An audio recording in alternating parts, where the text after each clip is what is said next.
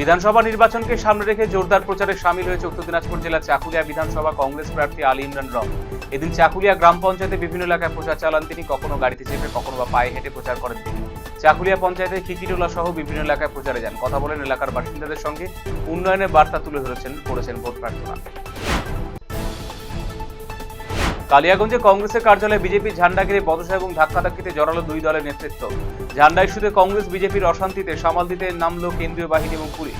কংগ্রেসের অভিযোগ, বন্ধ থাকা কালিয়াগঞ্জ শহর কংগ্রেস কার্যালয়ে রাতের অন্ধকারে দরজায় জানালায় বিজেপির পতাকা লাগিয়ে দিয়ে যায়। এর প্রতিবাদে বিক্ষোভে বসে কংগ্রেস নেতাকর্মীরা। আসন্ন বিধানসভা নির্বাচনে অবাধ শান্তিপূর্ণ করতে বুধবার রাতে উত্তর দিনাজপুর জেলার ইসলামপুর বিধানসভা বিভিন্ন স্পর্শকাতর বুথ পরিদর্শন করে জেলা পুলিশ প্রশাসনের আধিকারিকেরা। বুধবার ইসলামপুরে ভারত বাংলাদেশ সীমান্ত এলাকায় বুথগুলো পরিদর্শন করে ইসলামপুর পুলিশ জেলা পুলিশ সুপার রাকেশ সিং।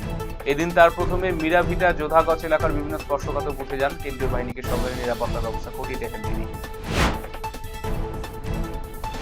আর এক সপ্তাহ বাদে অনুষ্ঠিত হতে চলেছে প্রথম দফার বিধানসভা নির্বাচন, যাকে কেন্দ্র করে বৃহস্পতিবার অনুষ্ঠিত হল ভোট কর্মীদের চূড়ান্ত পর্বের প্রশিক্ষণ।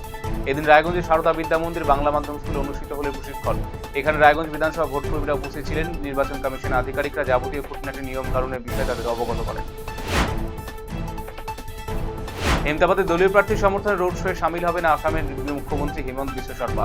হেমতাবাদে বিজেপি প্রার্থী হরিপদ বর্মনের সমর্থনে শুক্রবার দুপুর রোড শো করবেন আসামের মুখ্যমন্ত্রী হেমন্ত বিশ্ব শর্মা। বৃহস্পতিবার হেমতাবাদ বিধানসভা কেন্দ্রে আসামের মুখ্যমন্ত্রী রোড শোকে ঘিরে চলছে চূড়ান্ত প্রস্তুতি। টোটোতে মাইকে প্রচার চলছে সর্বত্র। গোটা হেমতাবাদ বিধানসভা কেন্দ্রের গেরুয়া পতাকাটি সাজিয়ে তোলা হয়েছে। আসামের মুখ্যমন্ত্রী হেমন্ত বিশ্ব শর্মা হেমতাবাদ রোড শোকে কেন্দ্র করে জোরদার নিরাপত্তা ব্যবস্থা করা হচ্ছে।